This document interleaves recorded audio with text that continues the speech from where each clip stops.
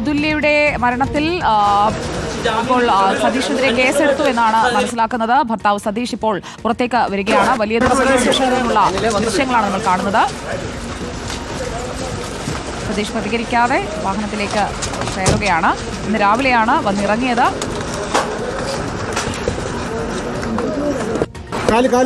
അതുലയുടെ ആത്മഹത്യയിലേക്ക് നയിച്ചത് സതീഷാണ് എന്ന് അതുലയുടെ പിതാവ് രാജശേഖരനുള്ള ഇന്ന് രാവിലെയും റിപ്പോർട്ടറിനോട് പ്രതികരിച്ചിരുന്നു. ഇപ്പോൾ അതുലയുടെ മരണത്തിൽ സതീഷിനെ ഇപ്പോൾ വലിയതുറ പോലീസ് സ്റ്റേഷനിൽ നിന്ന് പുറത്തേക്ക് കൊണ്ടുപോവുകയാണ്. എന്താണ് അരുൺ സോളമൻ, നടപടികൾ ഇപ്പോൾ തുടരുന്നു എന്ന് വേണം മനസ്സിലാക്കാൻ. പ്രതികരണത്തിനായി ശ്രമിച്ചിരുന്നു, പക്ഷേ സതീഷ് ഒരു പ്രതികരണവും നടത്താതെ പോവുകയാണ്. ഇനിയിപ്പോൾ വൈദ്യപരിശോധനയാണോ? എന്താണ് അടുത്ത ഘട്ടം?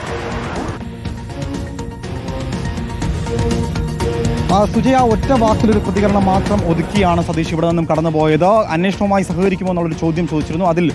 അതിനാണ് താൻ വന്നതെന്ന് മാത്രം പറഞ്ഞുകൊണ്ടാണ് അദ്ദേഹം ഇവിടെ നിന്നും കടന്നുപോയത്. നേരത്തെ തന്നെ സൂചിപ്പിച്ചതുപോലെ തന്നെ ഇടക്കാല ജാമ്യം മുന്നിലുണ്ട്. ആ ഒരു ബലത്തിൽ തന്നെയാണ് സതീഷ് ഇപ്പോൾ വലിയതുറ പോലീസ് സ്റ്റേഷനിൽ ഇപ്പോൾ എത്തിയിരുന്നത്. ഇന്ന് രാവിലെ 5:30 മണിക്ക് ഇവിടുത്തെ എയർപോർട്ടിലെത്തി. അവിടെ നിന്നാണ് വലിയതുറ പോലീസ് അദ്ദേഹത്തെ കസ്റ്റഡിയിലെടുത്തത്.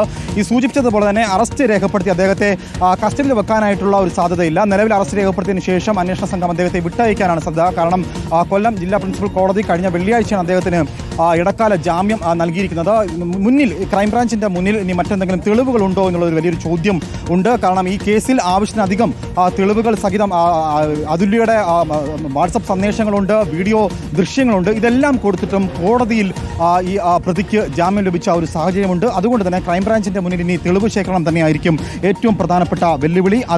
തെളിവുകൾ ഈ ഒരു ഇടക്കാല ജാമ്യത്തിനുള്ളിൽ ഈ തെളിവുകൾ ശേഖരിച്ചാൽ മാത്രമേ പ്രതിയെ കസ്റ്റഡിയിലെടുത്ത് ചോദ്യം ചെയ്യുന്ന ഒരു ഘട്ടത്തിലേക്ക് നീങ്ങുകയുള്ളൂ. എന്തായാലും പ്രതിയെ ഇന്നിപ്പോൾ പത്തനംതിട്ട ക്രൈംബ്രാഞ്ച് യൂണിറ്റാണ് ഇവിടെ നിന്നും വലിയതുറ പോലീസിൽ നിന്നും നടപടിക്രമങ്ങൾ പൂർത്തിയാക്കി ഇവിടെ നിന്നും കൊണ്ടുപോയിരിക്കുന്നത്. എന്തായാലും അറസ്റ്റ് രേഖപ്പെടുത്തി പ്രതിയെ വിട്ടയക്കുമെന്നുള്ളതാണ് പ്രാഥമികമായി ലഭിക്കുന്ന വിവരം. സുജയ,